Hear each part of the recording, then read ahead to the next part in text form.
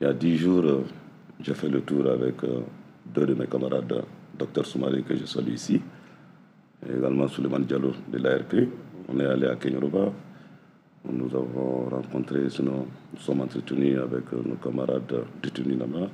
Il s'agit du professeur Moussa Fatiko, vice-président de l'ADEMA, ancien ministre. Il s'agit du professeur Hamidou Maïga, vice-président du RPM, professeur d'université. Il s'agit du camarade Moulay Haïdara, président du PDS, grand opérateur économique qui se bat pour ce pays. Nous avons fait le tour également, nous sommes rendus également à Koulikoro. Nous avons rencontré nos camarades qui sont là-bas.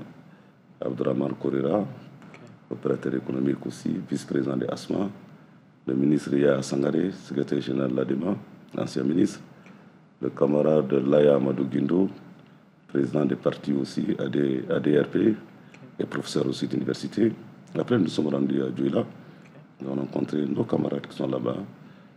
Maître Mohamed Ali Bachili, président des partis, ancien ministre, avocat de surcroît.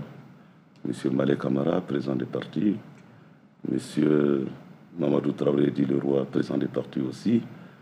Monsieur Mamadou Traoré également, ancien candidat à l'élection présidentielle. Et monsieur Samba Koulibaly, président des partis NEMA, cadre dans une agence de communication. Ils ont le moral, ils sont bien traités. Ils gardent le moral, ils gardent espoir également que leur combat, parce que c'est pour le Mali qui sont là-bas aujourd'hui. Vous savez, certains nous ont accusés d'avoir violé, sinon de défier l'autorité de l'État. Nous sommes des républicains et des démocrates.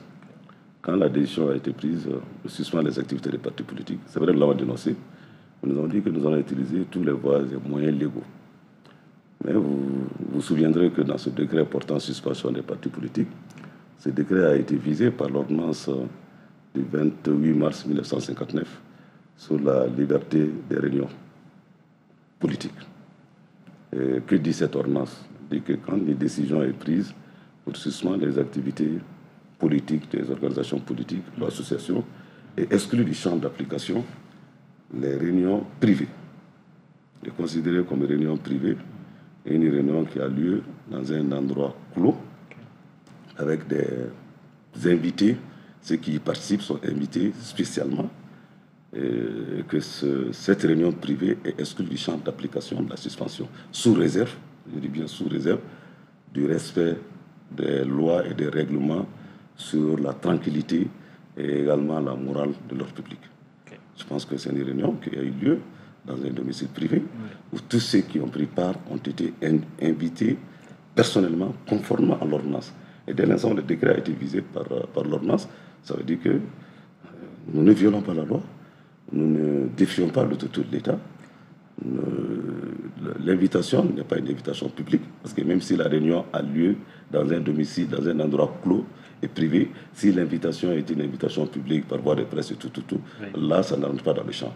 Donc vraiment, nos camarades sont là-bas. Nous demandons leur libération, puisqu'ils ont été arrêtés à cause de ce décret.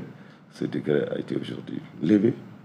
Nous osons espérer que cette levée rentre dans le cadre de l'apaisement du climat politique et social. Et Dieu seul sait qu'aujourd'hui, notre pays en a besoin.